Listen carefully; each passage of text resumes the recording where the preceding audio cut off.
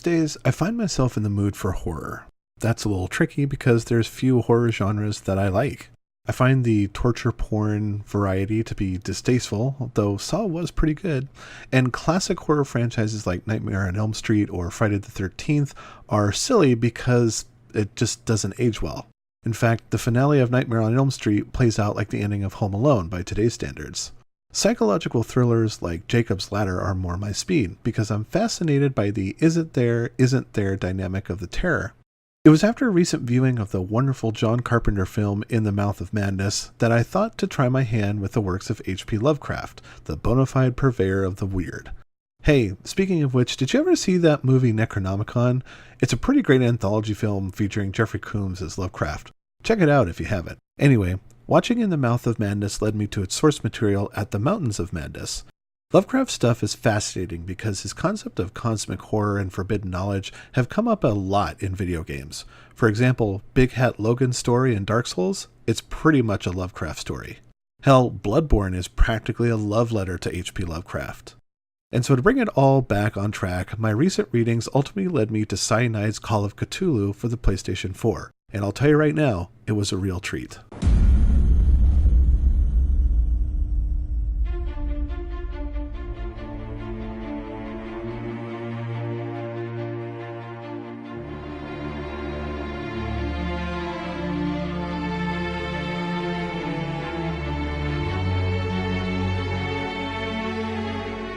Focus Home Interactive published Call of Cthulhu in the tail end of 2018, and even though I feel a little late to the party, I'm glad my hunt for interactive Lovecraftian entertainment led me to this modest sleeper hit.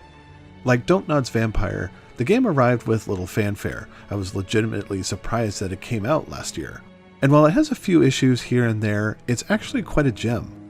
Taking place in the post-World War I era in American history, Call of Cthulhu presents the sad, sordid life of Edward Pierce, an ex-soldier turned private detective who boozes his way through the day. Just when his license is threatened because he hasn't taken on a case, a doozy falls in his lap. A representative of Sarah Hawkins, a world-renowned painter, has charged Edward with looking into the death of Sarah and her family at their mansion on the island of Darkwater. Sarah was famous for her eye-catching portraits of the macabre, dark visions which also happen to appear in Edward's recurring nightmares.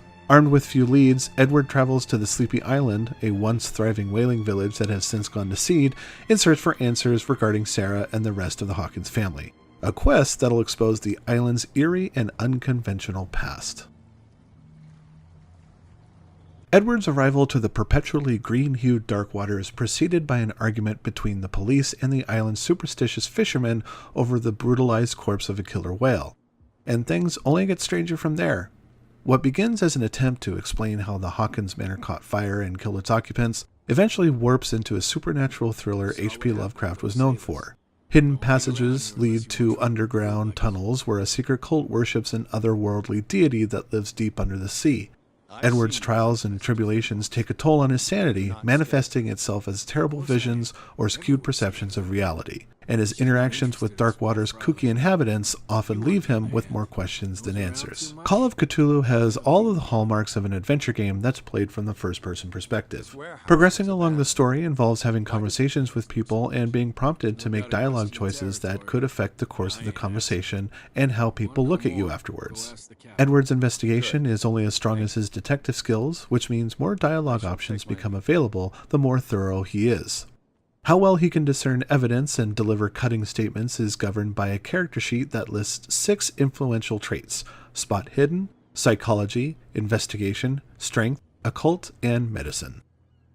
Distributing character points earned by reaching story milestones across these traits can make it easier or more difficult for Edward to spot hard-to-see clues or make insightful suggestions. A high spot hidden score, for example, can reveal hidden items among the various refuse-ridden and ransacked locales. Finding these objects opens up new dialogue choices during questioning that can swing the conversation one way or another, which could often lead to turning an NPC into an ally. Occult and medicine cannot be upgraded independently, their scores increasing as you discover and deduce related items and circumstances, a dead body here or a ceremonial dagger there. The choices you make influences Edward as a person and ultimately the story's ending.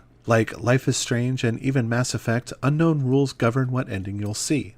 For a game like Mass Effect, it's pretty easy to figure out how to influence the game to reach a good ending. Just don't be a jerk. Mass Effect 2's suicide mission would obfuscate it a little better. Call of Cthulhu borrows from the Life is Strange school of decision-making, prompting you with situations and choices whose outcomes aren't necessarily broadcasted as overtly good or bad. And that makes sense for the dour stories Lovecraft writes. Depending on how you spend Edward's character points and maintain his sanity, responses could even be locked out while others let him invoke the infernal speech. You, the player, have the freedom to shape Edward's destiny, making him as antagonistic or approachable as you see fit. I tried playing to his character, a world-weary drunk suffering from PTSD, which set me on a path to the bad ending. The story's final moments were amusing to me because I had strayed so far that my options were severely limited and caused certain interaction scenes to play out the direct opposite of what I thought I had selected from the prompts.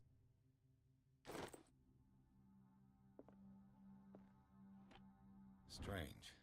A lot of the adventure is spent talking to people and poking your nose where it doesn't belong. Sandwiched in between those sections are a few stealth sequences that are just, okay. At certain points, Edward finds himself in a position to sneak past guards and create distractions. It's here that you're expected to navigate certain areas without being detected, or else it's game over. The sneaking portions of the game aren't all that great because they're just basic and rudimentary. The AI is predictable and easily fooled, giving up their pursuit so long as you fall out of sight. One of the later chapters puts a gun in your hand and lets you shoot things with a limited supply of bullets, but this feels neither fun nor empowering. The game parts in Call of Cthulhu are not the most exciting moments in the adventure. It's nice then that they are fairly short. Even with the not so great action scenes and some visual hiccups like texture loading, the truth is that I really enjoyed Call of Cthulhu, even though I got the bad ending. I appreciated the depth of the story as well as its Lovecraftian sights and sounds, which make up for the shortcomings of the stealth gameplay sequences. I wouldn't call these moments forced additions because they certainly have a place in the story. The game is also a fully voiced production, and the cast, several of which appeared in Vampire, do a great job of selling their characters. A special call out to Anthony Howell as Edward Pierce, who, at least in my game, did a fantastic job of being reduced to a blubbering mad mess by the end of my first playthrough. Call of Cthulhu will resonate with those who appreciate storytelling, world building, and atmosphere, and don't need intricate and intense gameplay to enjoy this wonderfully eerie celebration of H.P. Lovecraft. Her husband was a big deal on the island, but the police are sticking to the accident theory. Though they mentioned Sarah's mental state was fragile. I believe you are right, sir. This case is not as simple as it appears. I am aware of that.